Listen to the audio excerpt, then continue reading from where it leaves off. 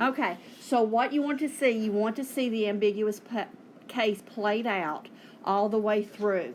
Okay, and you can raise your hand or nod at me or whatever if you think that we've gone far enough. But anytime we have the ambiguous case, which I misspelled, but I can fix. I didn't think that looked right. Okay. Anytime we have the ambiguous case, we like to draw the drawing like this.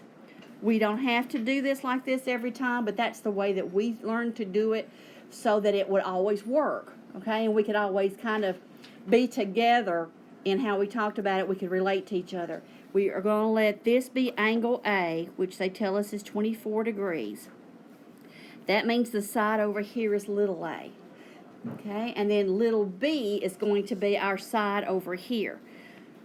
Now, once we get our fake triangle, if you will, drawn, then the first question we ask ourselves is the information that we have the side, and angle of a triangle? If it's not side, angle, there's no need of even attempting to see if it's the ambiguous case or not. But we do. We have side, angle. So that means this one is worthy of being checked. All right? All right, so this is yes. We have to move on. Now, if I have a yes, then I'm going to find the height of the triangle, because measuring that height and knowing that measure and how it compares with the A and the B is crucial in whether we have the ambiguous case or not. So if you'll see you have a right triangle, if we use the sine function, we can find that height. Since sine is opposite over hypotenuse. So the sine of my 24 degrees is going to be the height over 9, because I'm looking at the opposite side over the hypotenuse. So I need to 9 sine 24 to get my height. Now, what does that remind us of right now? That reminds us we have to have our calculators, and we have to have them in good shape. I've got Hayden, Jack, and someone in my other class that already have called for my 3.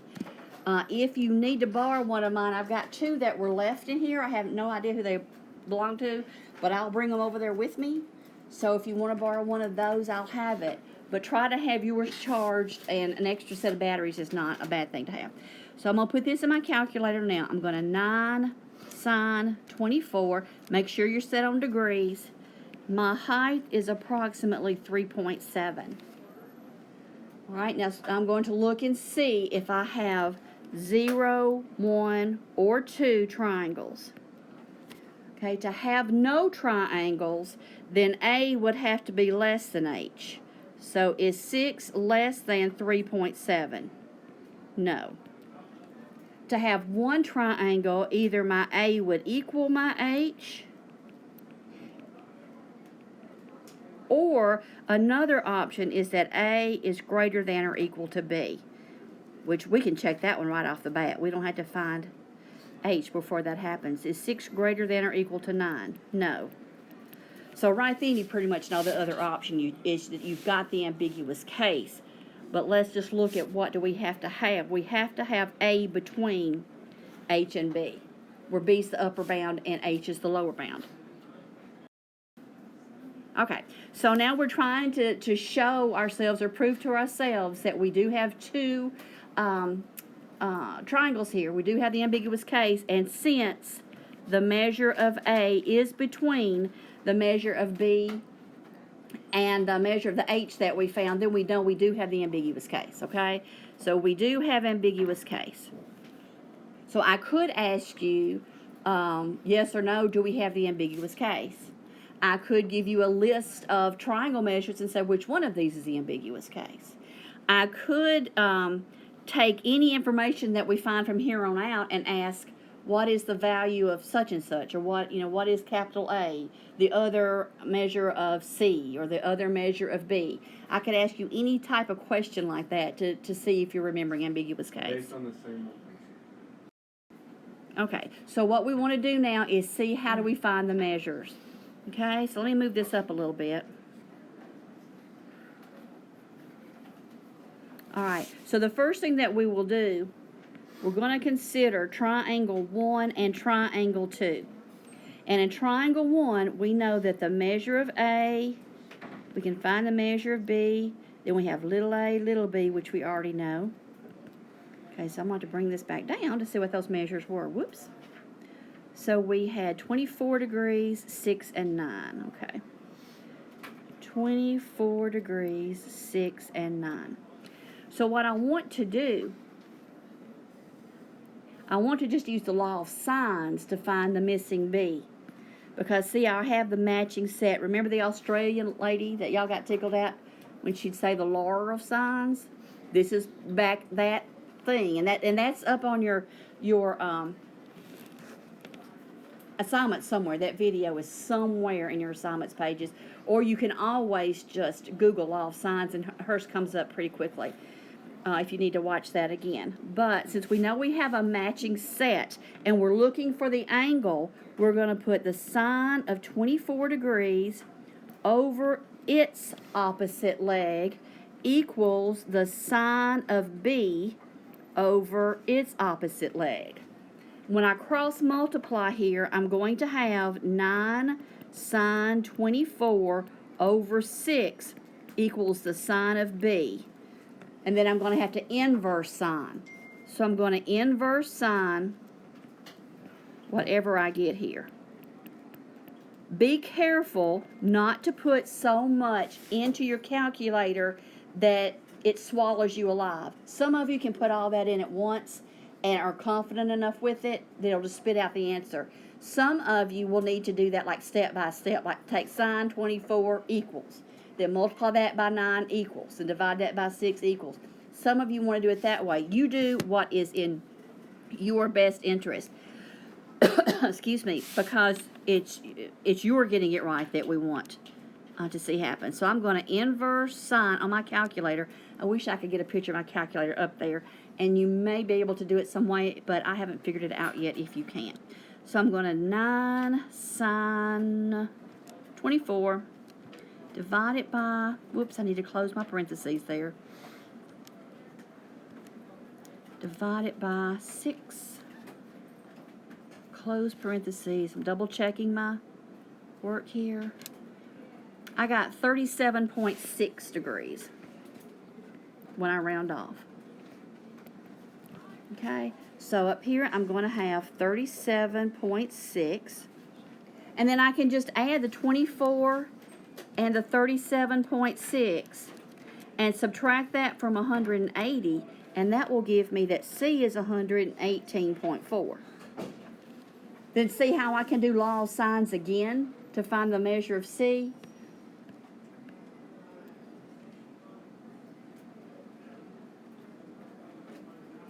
I'll pull this back down and make it a little bit better for you in a second.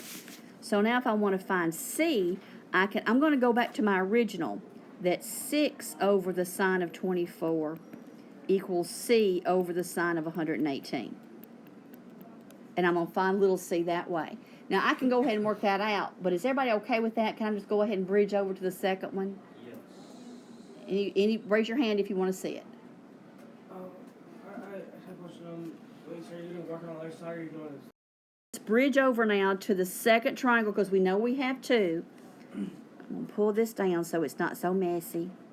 We're going to have that same given information. That was the question Tommy just asked, where we always have that same given. I'm putting those in black. This is what we know.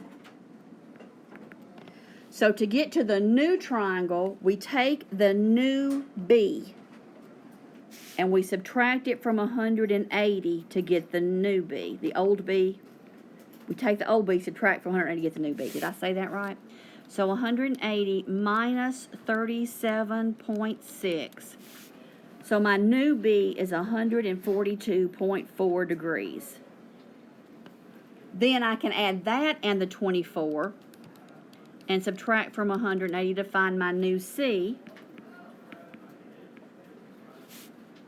And then I can use my law of sines again. And I'd say 6 is to the sine of 24 as C is to the sine of 13.6. And cross multiply and solve.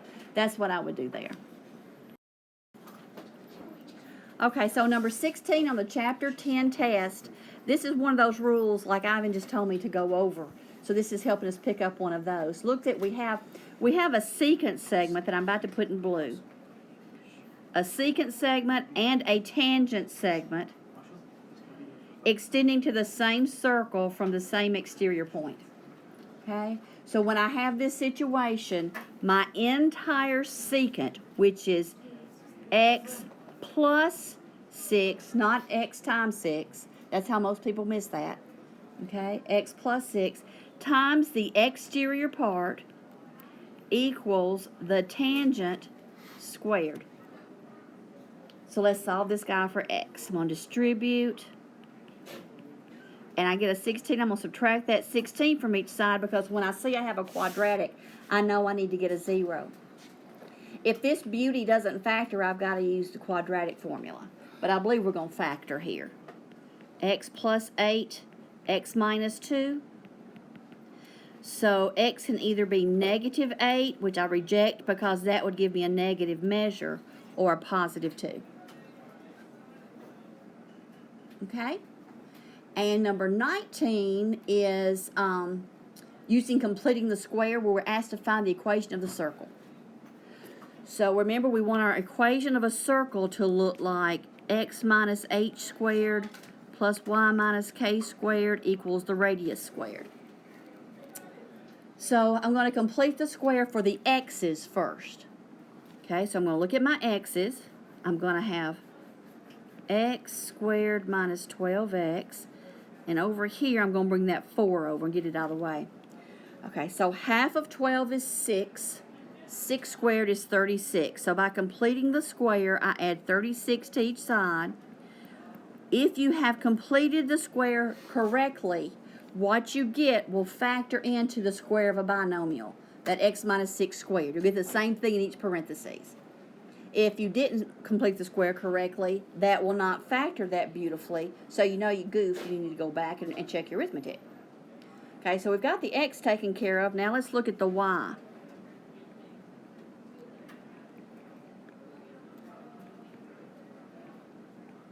Okay, now so for the y, I take the 14, I take half of it.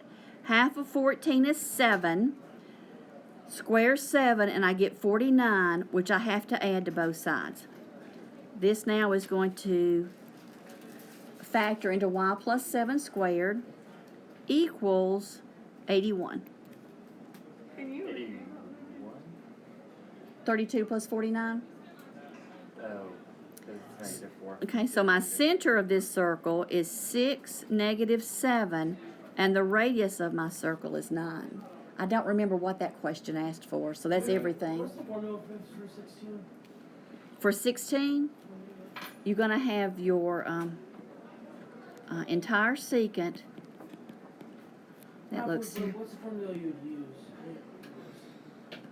For 16, it's the entire secant, and there's not really a formula, it's just entire secant